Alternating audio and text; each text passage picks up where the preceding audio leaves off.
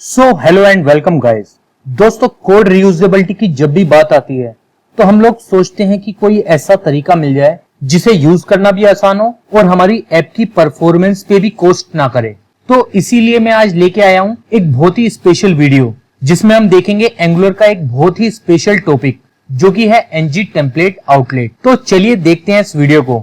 मेरा नाम है अनु और आप देखते तो रहते ही हैं यूएक्स लर्न, तो इस बार भी देख लो।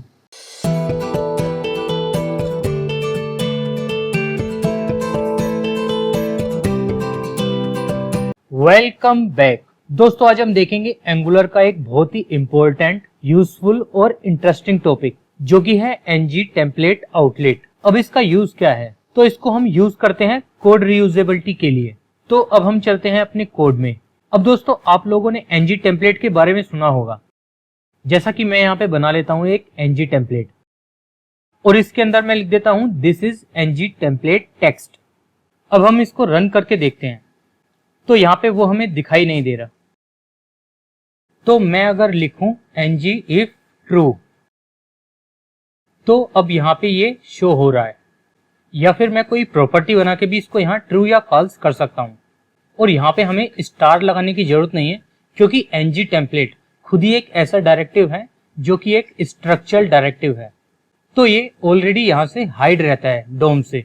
ये किसी कंडीशन पे ही शो होता है, इसलिए हम इसका यूज करते हैं। तो मैं इसको डिलीट कर देता हूं। अब हम वापस आते हैं अपने प्रोजेक्ट पे।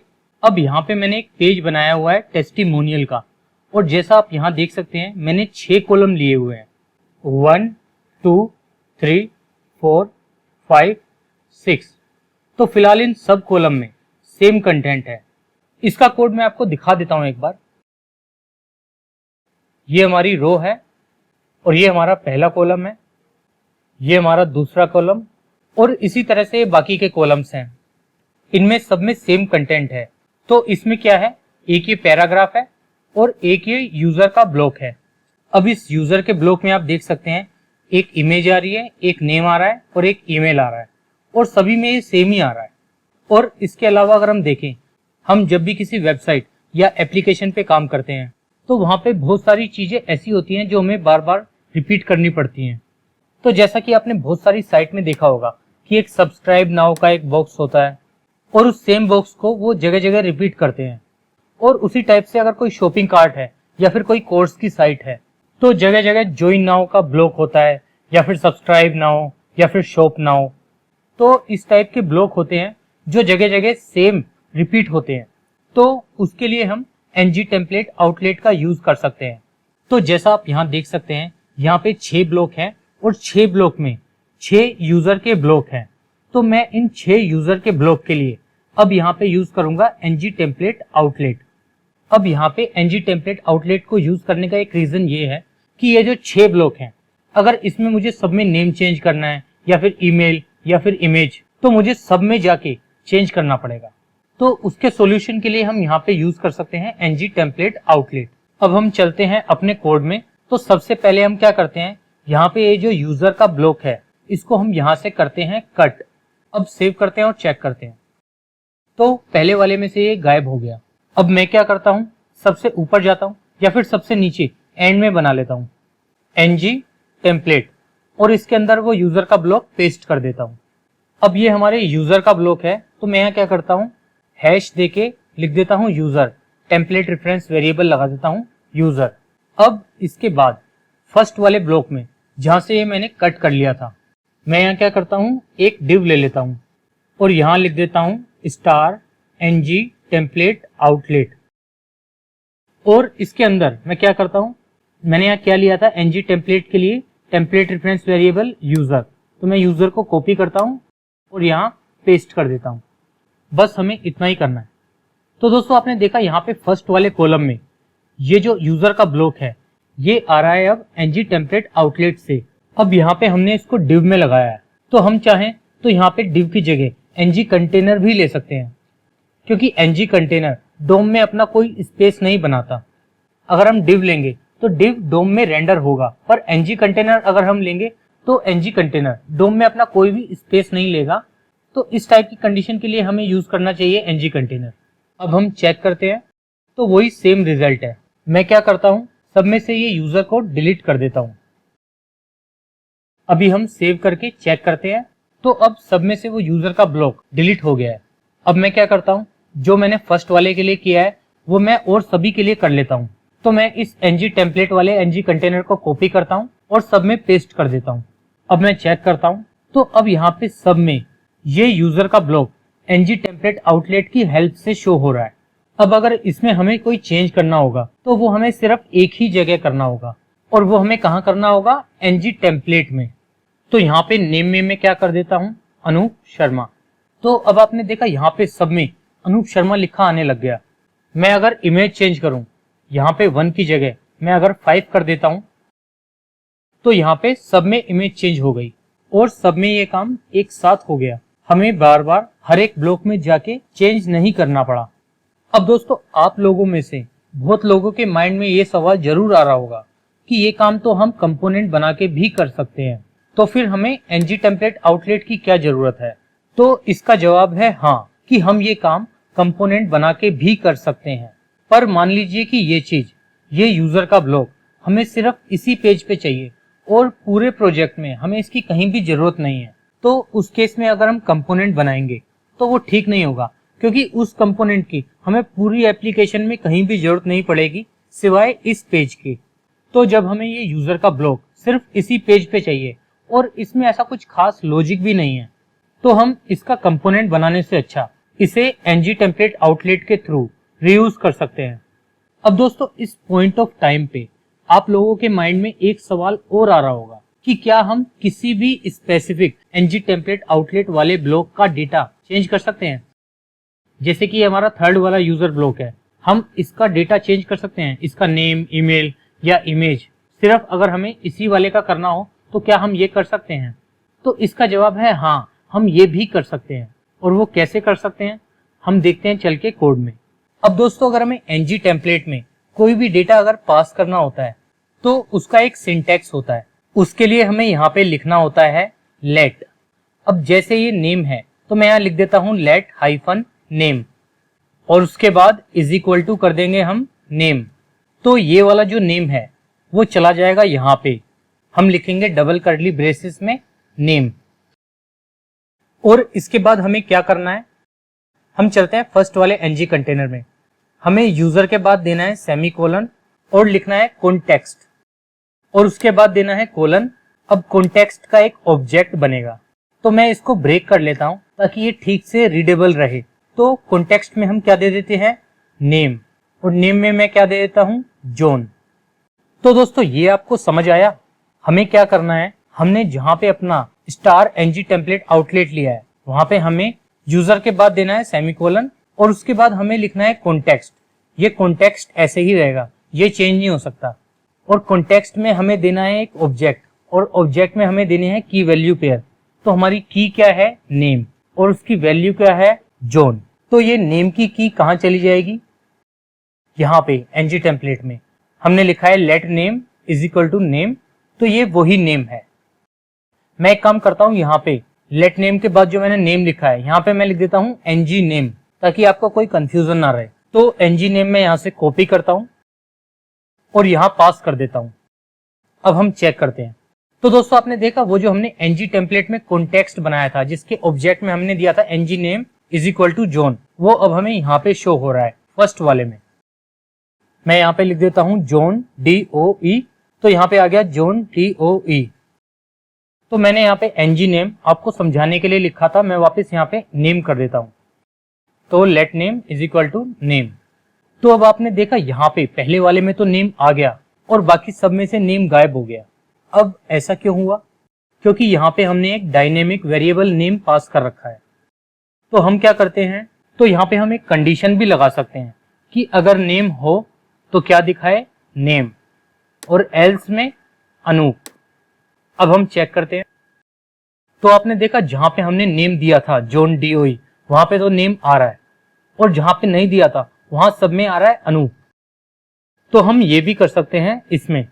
दूसरा, अगर हमें ईमेल भी चेंज करना हो तो हमें क्या करना पड़ेगा, हम यहां बना लेते हैं एक ईमेल के लिए let email is equal to email, और इसी तरह से हम यहाँ पे क्या कर लेते हैं, अगर ईमेल हो तो ईमेल दिखा दे, वरना ये वाली ईमेल दिखा दे। अब हम चलते हैं फर्स्ट वाले ng टेम्पलेट आउटलेट में। अब हम यहाँ कोमा देके एक दूसरी की वैल्यू पेयर डालते हैं। तो जो हमें क्या डालनी है, ईमेल, और ईमेल हम क्या डालते हैं, john.doe@mail.com। अभी हम सेव करके चेक करते हैं।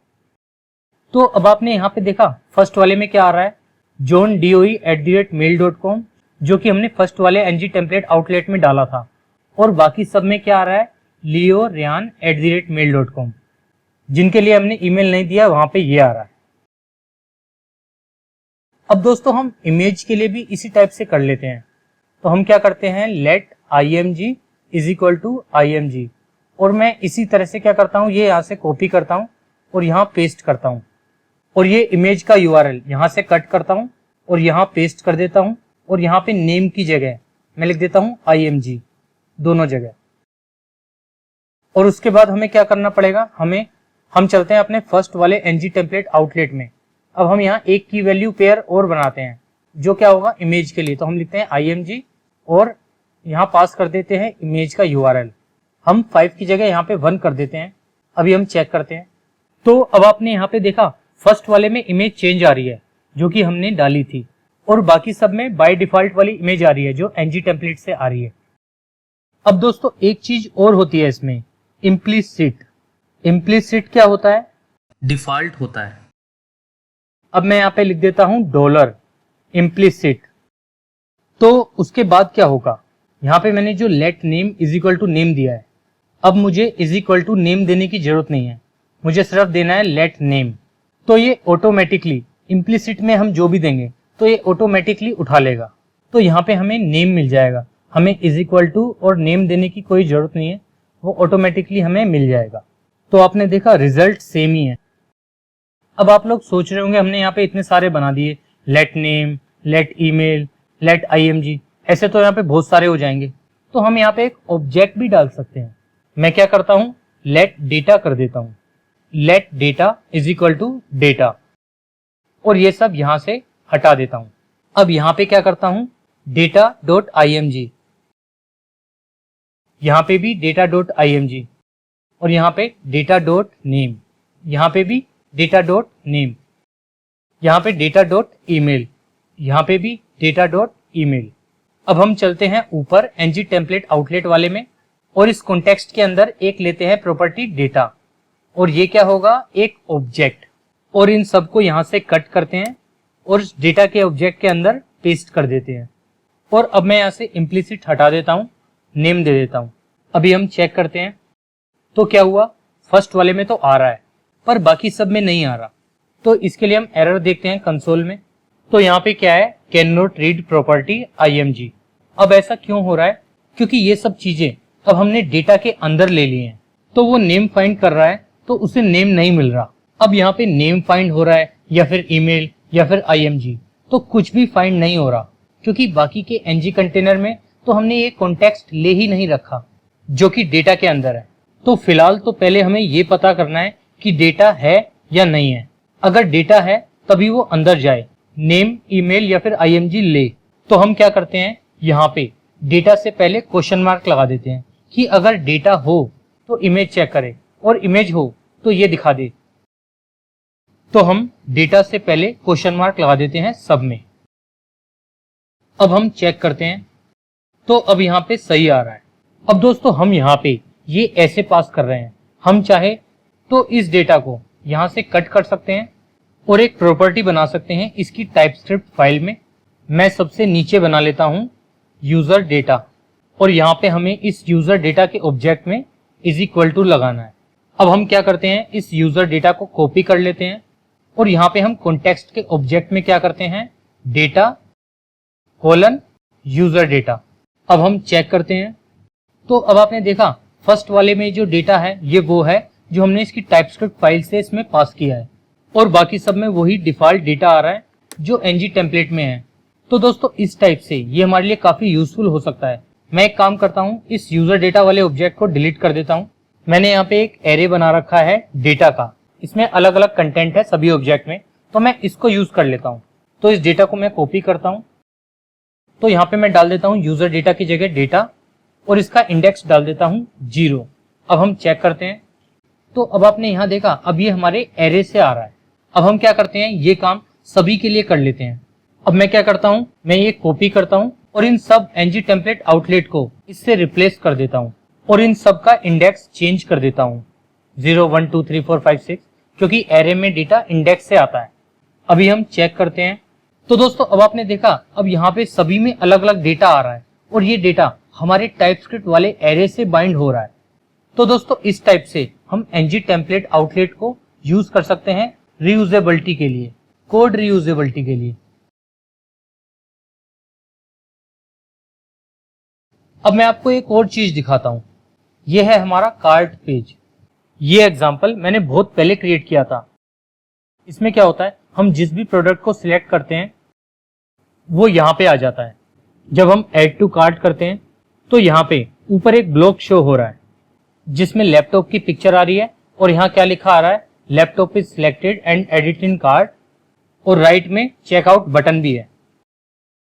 मैं मोबाइल वाले प्रोडक्ट को सिलेक्ट करता हूँ तो नीचे क्या आ गया, मोबाइल इज सिलेक्टेड, और इसको ऐड टू कार्ट करता हूँ तो ऊपर क्या आ गया, मोबाइल इज सिलेक्टेड।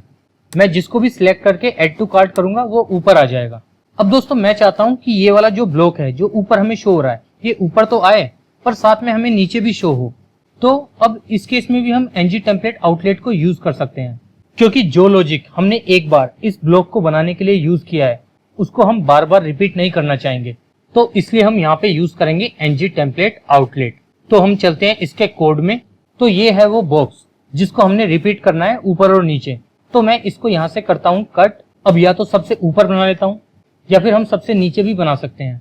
तो हम फिलहाल ऊपर ही बना लेते हैं ng टेम्पलेट, और इसके अंदर हम वो पेस्ट कर देते हैं जो डिव हमने कट किया था। अब इस ng टेम्पलेट का हमें एक टेम्पलेट रेफरेंस वेरिएबल देना पड़ेगा, तो मैं दे देता हूँ कार्ट। अब हमें यहाँ पे क्या करना है, हमें लेना है ng कंटेनर, और यहाँ पे हमें क्या करना है, star ng template outlet is equal to ये वाला कार्ट। और इस ng कंटेनर को मैं कॉपी कर लेता हूं और यहाँ पे इस रो वाले डिव के बाद पेस्ट कर देता हूं। तो हम चाहते हैं ये वाला जो डिव है कार्ट वाला ये हमें दो जगह शो हो, एक इस जगह शो हो और दूसरा इस जगह। अब हम सेव करके चेक करते हैं। अब मैं लैपटॉप पे क्लिक करता हूं और यहाँ पे ऐड टू कार्ट करता हूं। तो दोस्तों अब आपने देखा ये जो कार्ट वाला जो ब्लॉक था अब हमारे पास ये ऊपर भी शो हो रहा है और नीचे भी शो हो रहा है, दोनों जगह शो हो रहा है। तो अब हमें इस ब्लॉक के लॉजिक में कोई भी छेड़छाड़ नहीं करनी पड़ी। हमने इसको एक ng टेम्पलेट में ले लिया और दोनों जगह ng टेम्पलेट आउटलेट की हेल्प से रीयूज किया। तो दोस्तों इस तरह से हम ng टेम्पलेट आउटलेट को यूज कर सकते हैं अपनी ऐप में और कोड रीयूजेबिलिटी के फीचर को यूज कर सकते हैं। दोस्तों अगर आपको मेरी ये वीडियो पसंद आई हो तो आप इस वीडियो को लाइक करें और शेयर करें, और इसके अलावा आप UX लर्न को फेसबुक, ट्विटर और इंस्टाग्राम पे भी फॉलो कर सकते हैं। दोस्तों अगर आप न्यू हैं मेरे चैनल पे तो प्लीज मेरे चैनल को सब्सक्राइब करें। Thanks for watching, see you in next video.